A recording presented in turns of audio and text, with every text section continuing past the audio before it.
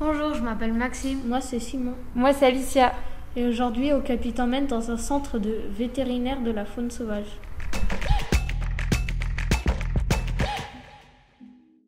Voici Justine, elle travaille ici, à Nantes, dans ce centre vétérinaire qui s'occupe uniquement des animaux sauvages.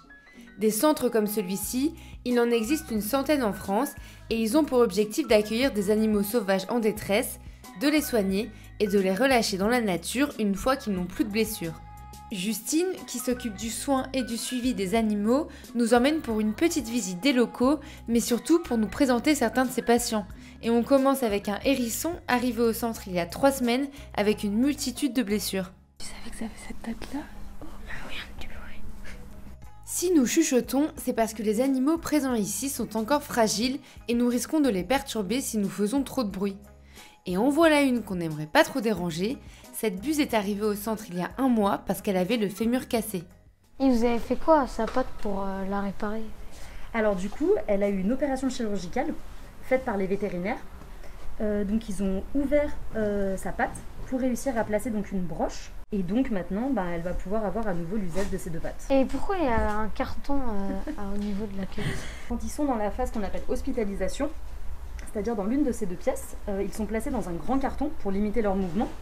Et en fait, les plumes qui sont ici, c'est les rectrices. C'est des plumes très importantes quand ils volent. Ça leur permet de se diriger. Et donc pour éviter qu'ils les abîment, on met ce qu'on appelle un protège-queue. Parce que comme tu peux le voir, on a beau changer tous les jours le carton et les journaux qui sont à l'intérieur. C'est des animaux qui font leurs besoins comme les êtres humains. Et en fait, on ne veut pas que leurs rectrices trempent dans leur fiente et donc qu'elles se salissent en plus de potentiellement s'abîmer.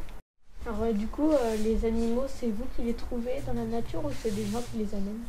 Alors ça peut arriver qu'on les trouve, mais globalement c'est très rare. Après évidemment, si je me balade dans la nature et que je vois un animal en détresse, étant donné que je travaille ici, mon premier réflexe c'est de le ramener au centre. Mais on fonctionne vraiment complètement avec des particuliers. Donc si toi par exemple tu découvres un animal en danger, n'hésite pas à venir nous l'apporter. Avant d'être totalement guérie et donc relâchée, la buse que nous venons de voir et d'autres buses sont chacune dans ces box qui ressemblent un peu à des cabines de douche. Et pour bien comprendre comment se passe le séjour de ces buses et des autres animaux ici, nous avons posé la question à Julie, l'une des vétérinaires du centre. Quand les animaux sont accueillis ici, par quel parcours ils passent? Et une fois qu'on l'a examiné, donc l'idée c'est de savoir exactement de quelle maladie il souffre. Et ensuite on va instaurer un traitement.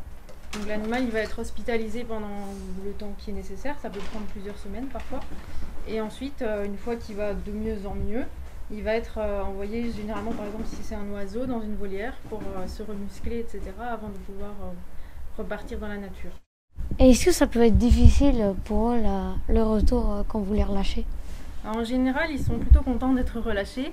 Dans certains cas, quand on a des jeunes animaux qui viennent chez nous, il faut le temps qu'ils puissent apprendre à se débrouiller tout seuls. On utilise une technique particulière qu'on appelle le taquet, c'est-à-dire qu'on met l'animal dans un enclos où il est nourri dehors, et puis à un moment on va ouvrir la porte et il pourra toujours revenir s'il veut pour trouver à manger, et donc petit à petit il va prendre son autonomie.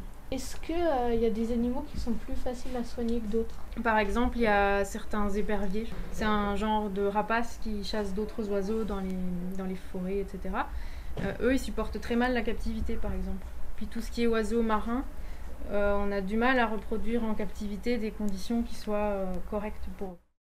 Pas facile de recréer les conditions optimales pour accueillir ces oiseaux si particuliers, mais il existe un endroit dont ils ont malheureusement souvent besoin l'été.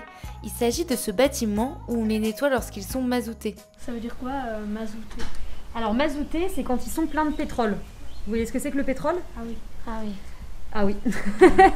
Ouais, c'est pas top. Et donc très souvent, en fait, les oiseaux marins se retrouvent avec un plumage plein de pétrole, et ce qui les empêche de voler. Et du coup, ça sert à quoi ces